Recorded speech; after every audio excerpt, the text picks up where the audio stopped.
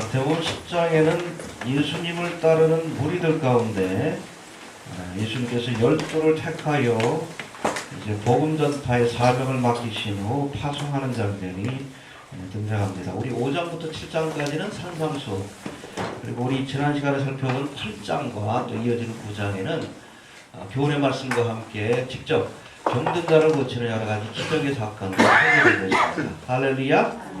그리고 이제 이 제자들에게 바로 주님께서 가르쳐 주셨던 말씀과 또 병든 자를 일으키고 또 귀신을 내어쫓는 그러한 능력을 주시고 이 사명을 감당하라고 파송하는 그런 말씀이 10장에 기록되어 있습니다.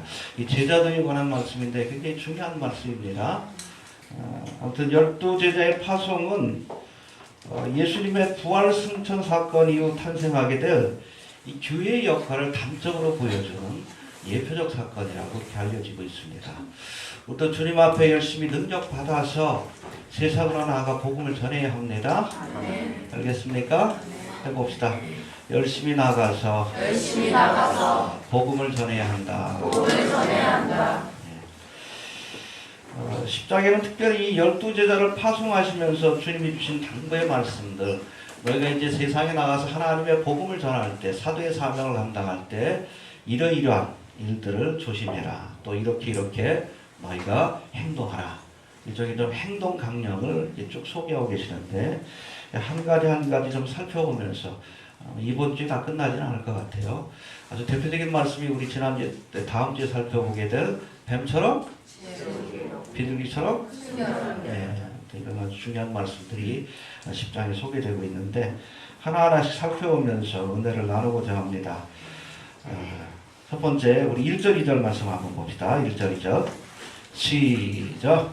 예수께서 그 12제자를 부르사 더러운 귀신을 쫓아내며 모든 병과 모든 악한 것을 고치는 권능을 주시니라. 12사도의 이름을 요한이 베드로라는 시몬을 비롯하여 그의 형제 안드레와 세베대의 아들 야고보와 그의 형제 요한. 거기까지만 합시다. 12제자 이름 잘 아시죠? 네. 아무튼 무리 가운데 따르는 무리들 가운데 몇 명을? 12명을 택하신 후에 그들을 제자로 삼으시고 또 2절에 보니까 저들을 세상에 파송하시면서 사도라고 칭하고 계셔요. 해봅시다. 제자로 삼으시고 사도로 파송하셨다. 예, 우리 그리스도인들은 어떤 의미에서는 제자가 되어야 하고 또 어떤 의미에서는 사도가 되어야 합니다. 이 제자라는 그 단어가 마데테스라고 되어 있는데 이건 본래 그 배우다는 뜻을 가진 만단어라는 단어에서 파생된 단어입니다. 여러분 제자는 뭡니까? 배우는 자예요. 배우는 자. 뭘 배워요? 예수님의 말씀과 삶을 배우는 겁니다. 지식만 배우면 안 돼요. 해봅시다. 예수님의 말씀과 삶을 배우는 자다. 예, 우리 안디옥 교회에서 사도행전에 보니까는 처음으로 예수 믿는 사람들을 뭐라고 불렀어요? 크리스찬, 그리스도인이라는 그런 이름을 지어주기 전에 사실은 이 안디옥 교회에서 그 이름이 주어지기 전에 공식적으로 예수를 믿는 사람들에게 불렀던 이름이 제자입니다. 알겠습니까? 예, 우리 그리스도인들은 기본적으로 제자가 되어야 한다는 겁니다. 그래서 우리 그리스도인들이 해야 될 첫 번째 사명은 열심히 예수님의 말씀을 배우고 또 예수님의 삶을 본받기 위해서 했어야 합니다. 알겠습니까? 선생과 스승은 다른 거예요. 학생과 제자는 다른 겁니다. 예, 선생과 학생의 관계는 지식만 전해주고 지식만 배우면 돼. 그러나 스승과 제자의 관계는 지식뿐 아니라 삶을 배우는 거예요. 그러니까 그 삶을 가르치기 위해서 그렇잖아요. 학원에서 잠깐 제자들에게 가르친 게 아니라 어떻게 했습니까? 24시간 함께 머물면서 예수님의 그 삶의 모습을 보여주신 겁니다. 너희도 그렇게 하라. 할렐루야. 열심히 좀 배우시길 바랍니다. 성경도 열심히 보시고 또 예수님의 삶을 본받기 위해서 주님과 동행해야 합니다. 24시간 동행하시길 바랍니다. 알겠습니까? 해봅시다. 열심히 배워야 한다. 누구처럼? 마리아처럼. 알겠습니까? 식당에서 열심히 봉사하는 그 마르다보다 누구를 더 칭찬하셨어? 네, 왜? 예수님의 발 앞에서 그 말씀을 듣고 말씀을 배우길 원하는 그 모습. 이 마리아가 더 좋은 것을 택하였다. 마리아가 내게 더 좋은 대접을 해주었다. 칭찬해 주시는 거예요. 알겠습니까? 그래서 우리가 예배 드린다 할 때 이걸 영어로 워십 서비스라고 하는데, 서비스라는 단어 자체가 봉사한다는 뜻이, 여러분 이 자리에 나와서 예배 드리는 것 자체가 봉사입니다.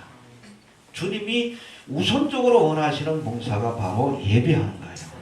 예배를 통해 또 주의 말씀을 듣고 은혜 받기 위해서 애쓰는 것, 그것이 우리가 주님을 섬기는 첫 번째 일이에요. 제자가 되어야 합니다. 네. 아무튼 제자는 배우는 자라는 뜻을 갖고 있어요. 그리스도인의 첫 번째 사명이 바로 예수님의 삶과 교훈을 배우는 제자라면, 사도라는 단어는 아포스톨로스라는 단어인데 그 단어의 뜻은 보내심을 받은 자다라는 뜻을 갖고 있습니다. 해봅시다. 보내심을 받았다. 그렇죠. 1절에서는 12제자라고 하시더니 2절에서는 곧바로 사도라고 부르십니다.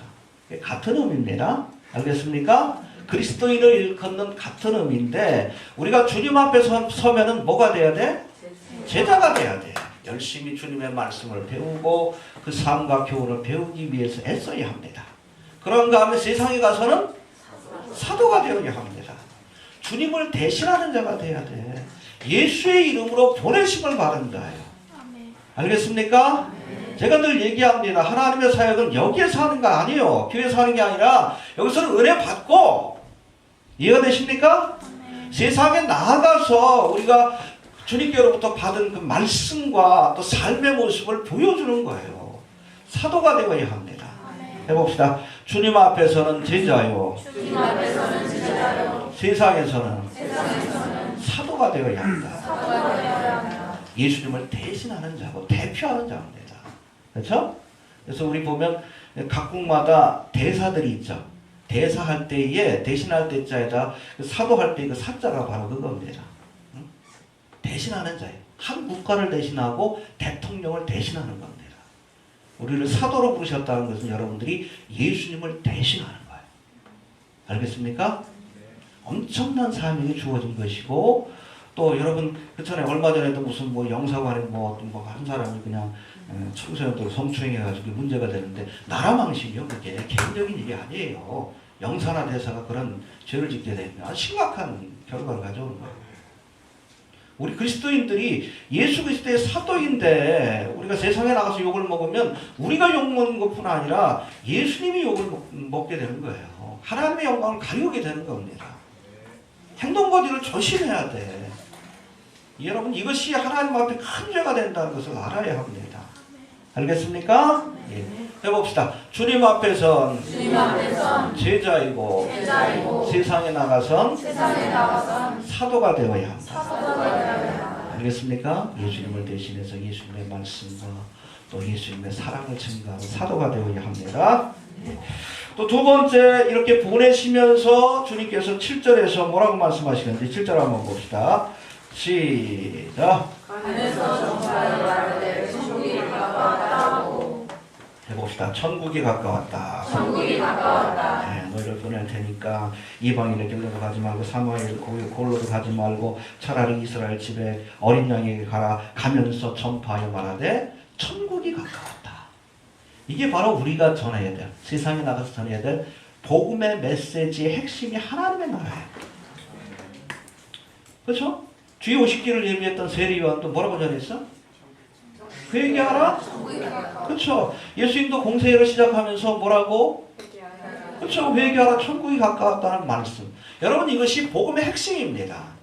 하나님의 나라, 킹덤 오브 갓. 여러분, 하나님의 나라, 이 천국의 개념은 사실은 공간의 개념이 아니에요. 주님의 통치, 주님이 통치하신 그 시간이 가까웠다는 뜻입니다. 할렐루야. 해봅시다. 천국이 가까웠다. 초대교회뿐 아니라 지금도 마찬가지예요. 우리가 전해야 될 메시지는 하나님의 나라를 전해야 돼. 세상 나라가 아니라 이 땅에서 어떻게 하면 잘 먹고 잘 사느냐, 엉뚱한 소리 하지 말라는 거예요. 강단에서 3박자 축복이니 5박자 축복이니 엉뚱한 소리 하지 말라는 거예요. 세상은 장망성이에요. 하나님의 나라를 전해야지. 근데 한국교회가 왜 이렇게 타락하고 변질되고 능력을 잃어버렸는가? 천국 복음을 잊어버려서 그래. 여러분 우리 신앙은 내세지향적이어야 돼요. 내세지향적. 왜? 세상은 장망성과 같다라고 했잖아. 그걸 보여주는 게 요한계시록 아니에요. 장차 어떻게 하나님께서 세상을 심판하시는지를 보여주는 게 요한계시록의 말씀 아니에요. 돈도 명예도 권세도 다 헛되다. 다 사라질 것들이다. 사라질 장망성과 같은 세상 나라가 아니라 어디에? 영원한 하나님의 나라의 소망을 두라라고 주님께서 말씀하고 계시잖아요. 그럼 하나님의 나라를 전해야지. 근데 교회에서 여러분 하나님 나라에 대한 설교가 없어요. 천국에 대한, 내세에 대한, 장차 주님께서 이 땅에 재림하셔서 이룰 하나님의 나라, 천년왕국도 하나님의 나라 아닙니까? 내세와 천국에 대한 설교를 안 하니까, 그쵸? 정말 주님이 오셔서 하나님의 나라가 지금 임박한 그런 상황인데도 몰라. 배운 적이 없으니까 모르지, 교회들도.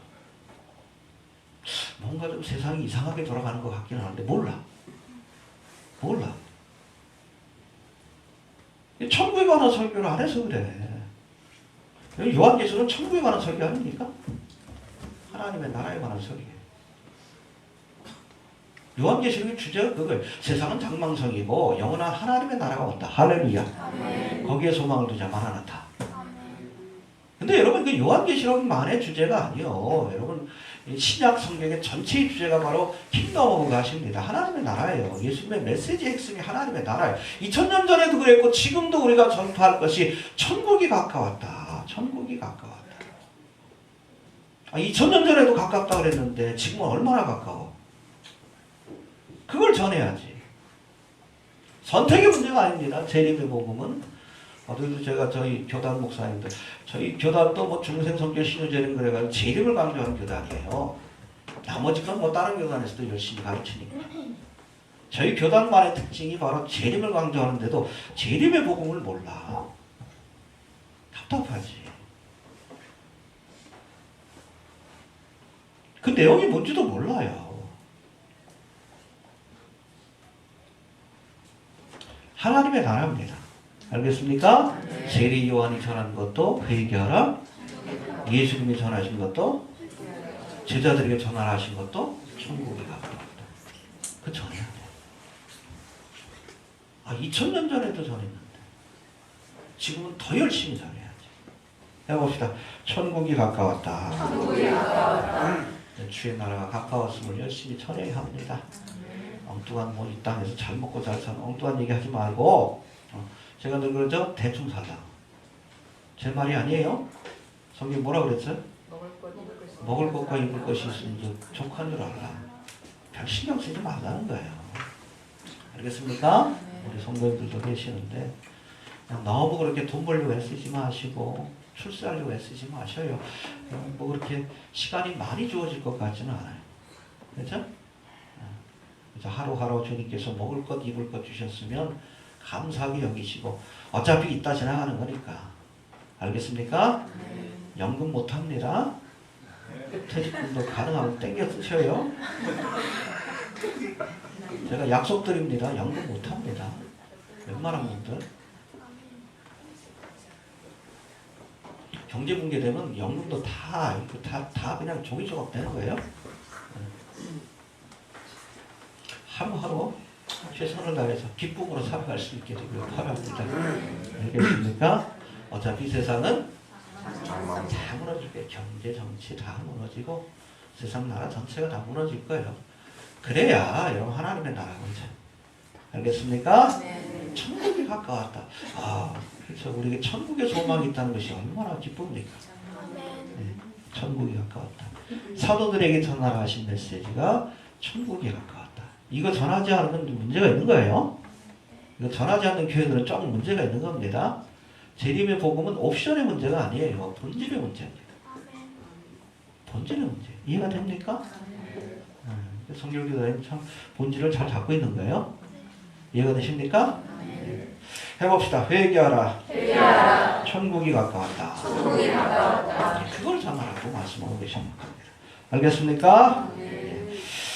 세 번째 이제 복음을 전하는 자들에게 주시는 권면의 말씀이 5절부터 쭉 나옵니다. 10장 전체에 걸쳐가지고 나오는데 일종의 뭐 행동 요령이라고 할 수도 있는데 이번 시간과 우리 다음 시간에 걸쳐서 중요한 것들만 좀 살펴보도록 하겠습니다. 먼저 5절 6절 한번 봅시다. 5절 6절 시작. 예수께서 이 열두를 내어 보내시며 가라사대 너희가 이리로 가지 말고 사마리아에 고을도 들어가지 말고 차라리 이스라엘 집에 잃어버린 양에게로 가라. 예, 해봅시다. 이스라엘 집에 잃어버린 양에게로 가라. 잃어버린 양에게로 가라. 예, 이방인에게도 가지 말고 사마리아 땅도 가지 말고 이스라엘 집에 잃어버린 양에게로 가라. 할렐루야. 여러분 이 말씀의 첫 번째 의미는 이스라엘 백성들에게 제일 먼저 복음이 전해져야 한다는 이야기예요. 하나님이 택하신 이스라엘 백성들, 또 하나님의 약속을 받은 이스라엘 백성들, 메시아에 대한 약속을 받은 이스라엘 백성들에게 먼저 하나님의 복음이 전해져야 한다. 로마서 2장에도 나오죠. 첫째는 유대인이고 다음은 알겠습니까? 예, 하나님께서 악한 일을 심판하실 때도 먼저 유대인들에게, 또 선한 일에 대해서 보상하실 때도 첫 번째는 유대인에게, 그 다음은 헬라인에게, 이방인들을 상징하죠. 알겠습니까? 예, 그러니까 우선적으로 우리 유대인들에게 하나님의 복음이 전파되어야 한다라는 것을 말씀하시는 말씀이라고 보시면 됩니다. 근데 이 유대인들이 복음을 거부했어. 그래서 결국에는 이 은총과 사명이 누구에게로? 이방인 중심된 교회로 옮겨지게 된 겁니다. 로마서 11장이 바로 그것을 우리에게 말씀해주고 있는 겁니다. 해봅시다. 첫째는 유대인에게요.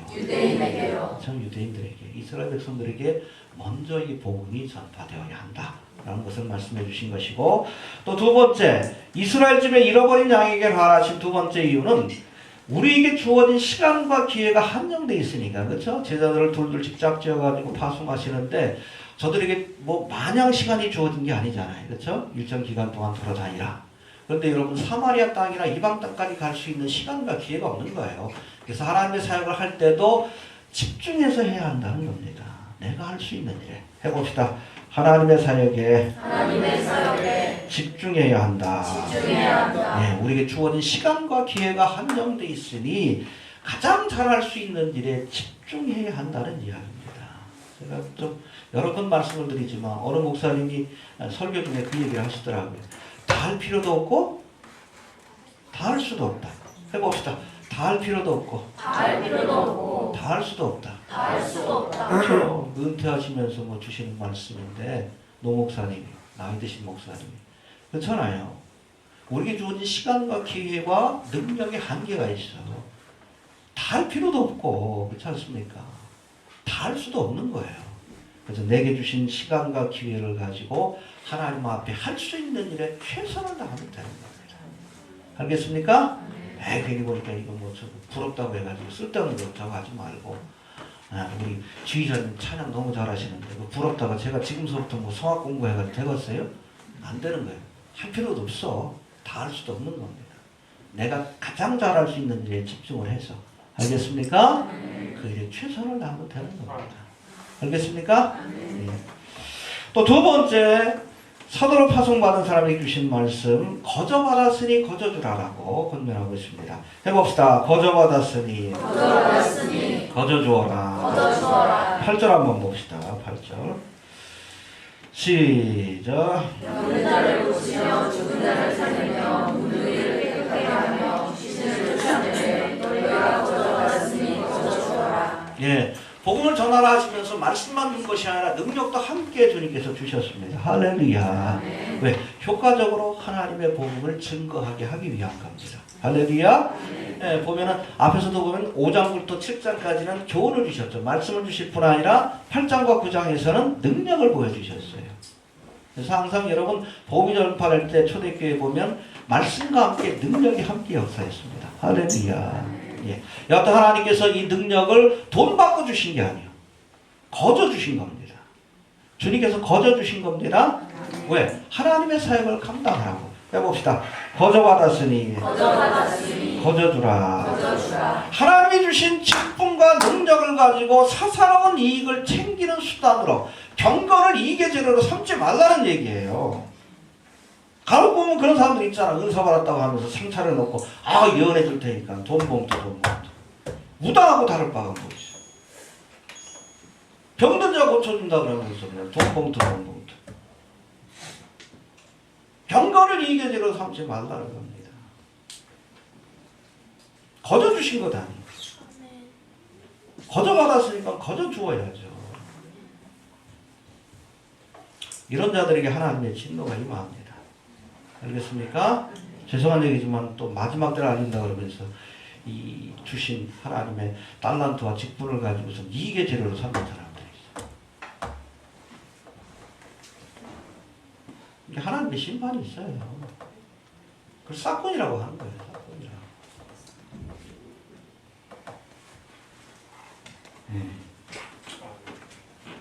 이장님이가 마지막에 그것 때문에 그 감옥에 간 거 아니에요. 그렇죠?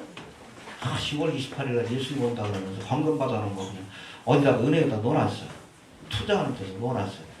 돈 받은 거 보니까 1992년 10월 28일이 아니라 1994년도인가 그 받는 그걸로 돼 있어요. 그걸 근거로 해가지고 기소해가지고 감옥에 간 거예요. 이장님이가. 거짓말한 거지. 거짓말해가지고 편취한 거죠. 법적으로 보면. 사기친 거죠. 종반원 장사꾼들이 있어요. 마지막 때 알린다고 해서. 어제도 뭐 세미나 하는데 젊으신 전도사님인지 목사님인지 그분이 어디서 좀 부정적인 소식만 들었더라고. 뭐 데이비드 차가 뭐 저거 해가지고서 책을 내는 과정에서도 부정했는데 그걸로 큰 부자가 됐다고. 어떻게 그런 얘기만 듣고 다니는지 모르겠어. 그 음모론 얘기하는 사람들이 다 그냥 돈 벌려고 하는 거잖아요. 그런 식으로 얘기를 하더라고. 뭐 그런 케이스들도 있지만. 미국에서도 뭐 그래가 큰 부자가 된 사람이 있대. 처음 들어봐. 미국에서는 음모론, 일루미나티에 대해서 알리다가 죽은 사람 얘기는 제가 많이 들었거든요. 좀 극단적이긴 하지만 실제로 그런 케이스들이 많잖아요. 우리가 겪어봤잖아 벌써. 나도 인터넷에 6년째 하는데 돈 문제 때문에 넘어진 사람들 많잖아. 전효성 목사도 그런 케이스고. 하나님께서는 거저 받았으니 거저 주라 말씀하고 계십니다. 해봅시다. 거저 받았으니 거저 주어라. 직분이든 달란트든 은사든 그렇죠. 깨닫게 해주셨던 은혜든 하나님께서 거저 주신 거예요. 은혜로 주신 거니까 이걸로 여러분 이익의 재료를 삼지 말라라고 말씀하고 계십니다. 알겠습니까? 네. 또 세 번째, 주머니와 전대를 가지지 말라. 선교여행을 다닐 때 9절 10절 한번 봅시다. 시작. 너희 전대에 금이나 은이나 금이나 가지지 말고 여행을 위하여 주머니나 두꺼옷이나 신이나 지팡이를 가지지 말라. 이는 일꾼이 처음 먹을 것을 받는 것이 마땅함이니라. 예, 이게 뭐예요? 전대나 뭐 지팡이 가지고 다니지 마라. 여불의 돈들을 가지고 다니지 마. 책임져 주신다는 얘기입니다. 필요한 거 책임져 주실 테니까. 할렐루야. 해봅시다. 책임져 주신다. 책임져 주신다. 뭐 개척하고 나서 벌써 한 22년째인가요? 우리 지연이가 나이가 그렇게 됐으니까. 우리 지연이 나이가 교회 나이예요? 네, 벌써 22년째인데 아무튼 뭐 과정 속에서 교회가 성장이 안 돼가지고 좀 어려운 점들이 있었고 마음의 고생이 있었지만 그래도 때마다 하나님께서 채워주셨어요. 때마다 어찌됐든 궁색하지 않도록 먹고 사는데 불편하지 않도록 채워주셨습니다. 너희는 먼저 그의 나라와 그리하면 너희에게 주시리라. 그 믿음을 가져야 돼. 알겠습니까? 그래서 사명 바라보고 나아가면 하나님께서 책임져 주실 터이니까 너무 걱정하지 말아라. 할렐루야. 또 네 번째 11절 한번 말씀을 봅니다. 11절 시작. 아무소리가 주의 들어가는지 중에 합당한 자를 찾아내어 너희가 저녁에서 이곳에서 먹으라. 예, 좀 설명이 필요한 말씀인데 이 말씀은 제자들이 어느 성이나 촌에 가서 복음을 전할 때 저들을 처음 영접해 주는 사람이 있으면 그 집에 가서 그곳에서의 사역이 마칠 때까지 떠나지 말고 그 집에만 머물라는 거예요. 해봅시다. 떠나지 말고 떠나지 말고 거기에 머물러 있으라. 거기에 머물러 있으라. 같은 본문을 다룬 누가복음 10장 7절에서는 아예 그냥 노골적으로 이 집 저 집 옮겨 다니지 말아라 이렇게 말씀하고 계십니다.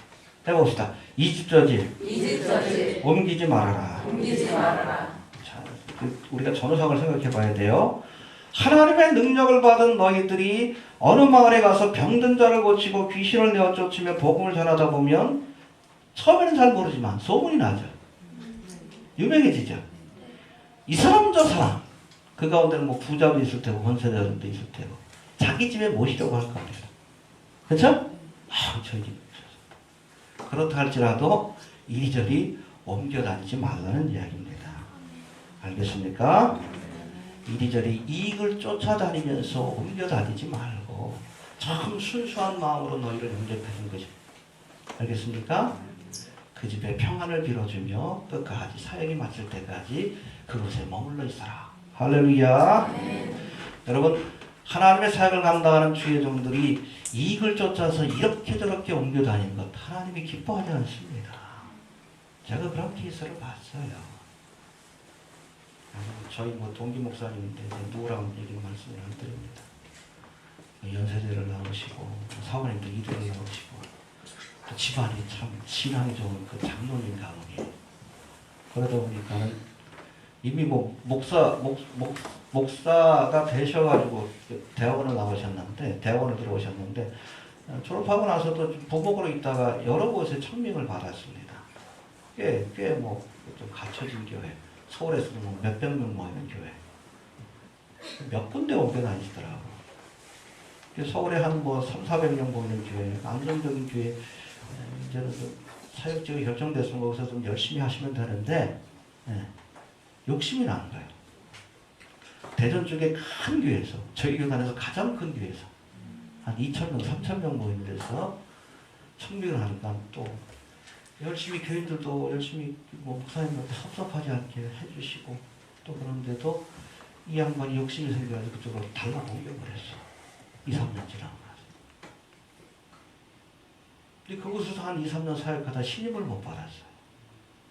결국에는 뭐 거기서 목사님을 내보내야 되니까 개척을 시켜가지고 이렇게 내보냈는데 3,000명 여러분 교인 데리고 목회하다가 한 20~30명 되고 목회하려고 그러니까 할 수 있겠어요? 저희 교회가 원래부터 그랬으니까 상관없지만 결국에는 못하시다. 죄송하지만 나중에는 그 동기들 쫓아다니면서 책파도 다니시다. 하나님이 기뻐하지 않는 거예요. 목회자도 한두 번 정도 교회를 옮길 수 있겠죠, 그렇죠? 사역들을 찾아서. 근데 이익을 쫓아서 이리저리 옮겨 다니면 하나님이 보고 계셔요. 기뻐하지 않는 거예요. 오늘 본문이 그거예요. 큰 인기 있다고 그냥 또 부잣집에서 큰 위에서 이렇게 오라 그런다고 홀딱홀딱 옮겨 다니지 말라는 거예요.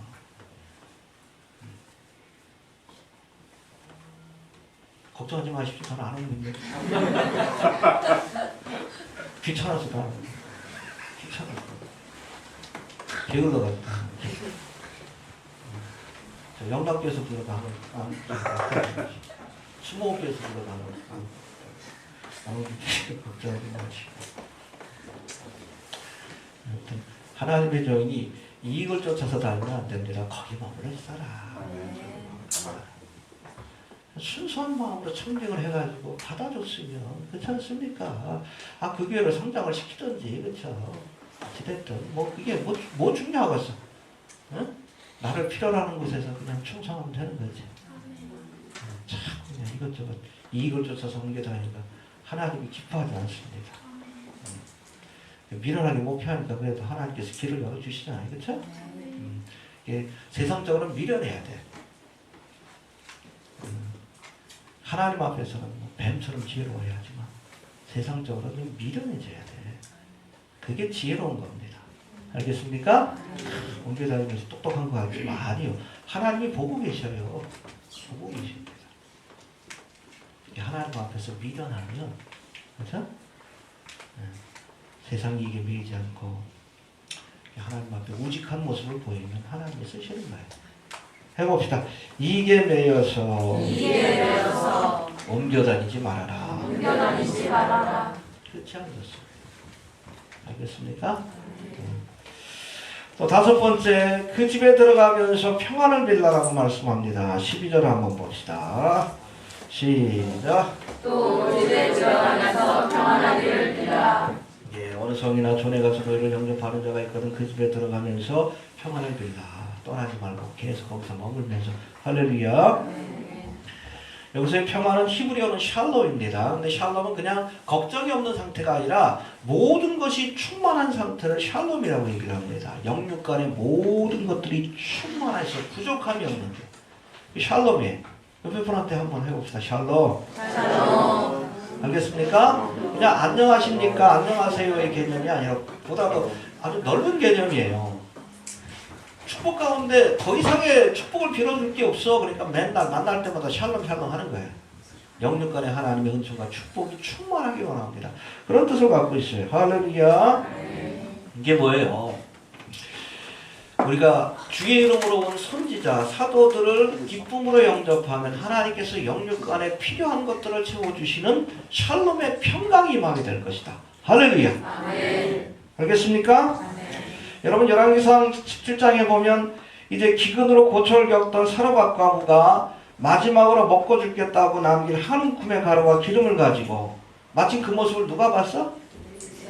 엘리야 선지자가 봤어. 엘리야. 엘리야 선지자가 보고선 야 그거 그 떡을 구워가지고 나한테 먼저 공개해라. 먹고 죽으려고 그러는데 자기한테 바치래. 참 잔인하지. 바쳤어. 그랬더니 3년 기근이 지날 때까지 가루통에 기름병에 그런 축복이 임했다라고 성경은 말씀합니다. 할렐루야. 여러분 주의 이름으로 오는 하나님의 사역에 충성하는 자에게 여러분 기쁨으로 영접하고 대접하면 선지자 이름으로 선지자를 영접하는 자에게는 선지자의 상급이 주어질 것이다. 뭐 뒤에서 우리가 또 살펴볼 겁니다. 할렐루야. 샬롬의 평강을 주실 줄로 그렇게 믿습니다. 이 아브라함도 주의 천사를 잘 대접하고 축복을 받았듯이 할렐루야. 어떤 주의 사역에 충성하는 자들 위해서 저를 위해서 해주실 것은 뭐 떡은 안 구워 주셔도 되니까 기도를 좀 많이 해주시기 바랍니다. 여러분들이 그런 일에 함께 동참하면 하나님 앞에 가면 선지자의 상급을 동일하게 받아요. 선지자 이름으로 선지자를 영접하면 선지자의 상급이 주어진다. 이렇게 말씀하고 계십니다. 알겠습니까? 네, 그리고 마지막으로 발의 먼지를 떨어버리라. 14절 15절 한번 봅시다. 14절 15절 시작. 누구든지 너희를 영접하며 하고 너희 나를 듣지 아니하거든 그것이 하나님의 성사가 너희 발의 먼지를 떨어버리라. 내가 진실로 너희에게 이르노니 심판한 날에 소돔과 고모라라니 그 성소가 견디기 쉬우니라. 이게 참 무서운 말이에요. 사도들을 거절하는 것. 그렇죠? 하나님을 대신하여 보내심을 받고 하나님의 말씀을 전하는 자의 그 말씀을 거절하는 것은 곧 하나님을 거부하는 겁니다. 이해가 됩니까? 네. 그런 사도를 영접지 않고 그 말을 듣지 않는 것은 곧 하나님의 말씀을 명령을 거부하는 행위이기 때문에 이 일에는 하나님의 무섭고 준엄한 심판이 내려질 것이다. 마지막 심판 때에 저들에게는 소돔과 고모라보다 더 무서운 심판이 내려지게 될 것이다 라고 말씀하고 계십니다. 여러분 주의 이름으로 하나님의 말씀을 전파하고 전하는 자들을 영접하고 그 말씀을 받아들여야 합니다. 알겠습니까? 하나님의 말씀으로 권면할 때 받아들여야 돼요. 그 권면하는 말씀을 받아들이지 않는 것은 하나님을 거부하는 행위입니다. 거기에는 반드시 심판이 내려집니다. 그 심판의 징조로 발에서 먼지를 떨어버리라고 말씀합니다. 하나님과 은총과 축복에서 너희가 떨어져 나갔다는 상징적인 표현이에요. 해봅시다. 먼지를 떨어버리라. 사도 바울도 고린도에서 복음을 전할 때 사도행전 18장에 보니까 자꾸 예루살렘에서 온 유대인들이 떼거지로 몰려가 사도 바울의 사역을 방해합니다. 그러니까 그들 앞에서 옷을 떨어버리고 먼지를 떨면서 뭐라고 합니까? 너희 피가 너희 머리로 돌아갈 것이요 나는 깨끗하니라. 이후에는 이방인에게로 가리라. 하나님의 복음 전파의 사역을 방해하는 유대인들에게 메시아를 거부하고 또 하나님의 복음이 전파된 것을 방해하는 유대인들에게 하나님의 무섭고 준엄한 심판이 내려질 것이다라고 선언합니다. AD 70년 망한 거예요. 이해됩니까? 그 피가 그 머리로 돌아간 거예요. 하나님의 말씀을 전하는 사도들을 대적하는 것. 하나님의 말씀을 전하는 선지자를 영접지 않는 것. 하나님을 영접지 않는 것이고 주님의 명령을 정면으로 거부하는 겁니다. 옷에서 먼지가 떨어져 나가듯이 저들에게는 하나님의 은총과 축복의 자리에서 떨어져 나가는 무섭고 준엄한 심판이 내려진다는 것을 기억할 수 있게 되기를 바랍니다. 그래서 제가 늘 얘기를 하죠. 하나님께서는 죄인들을 심판하실 때도 곧바로 심판하는 것이 아니라 반드시 선지자를 통해서 먼저 경고하십니다. 그 경고의 말을 듣지 않으면 그 다음에 심판하셔요. 알겠습니까? 회개하라? 경고하시는 거예요. 마지막에. 그걸 듣지 않으니까 천국이 아니라 지옥이 임하는 거지. 지옥불과 같은 심판이 들어야 합니다. 네. 심각하게 얘기해야 돼. 저도 뭐 지난번에 어떤 카페하고 좀 논쟁을 하면서 안 들어. 1차, 2차, 3차. 그렇잖아요. 이단에 대해서 어떻게 해야 돼? 그렇잖아요. 한두 번 훈계하고 뭘 위하라고? 왜 하나님의 말씀 안 들어? 어떻게 해? 하나님의 손에 맡기게 되는 거예요. 근데 그게 얼마나 무서운 일인지 모르겠어요.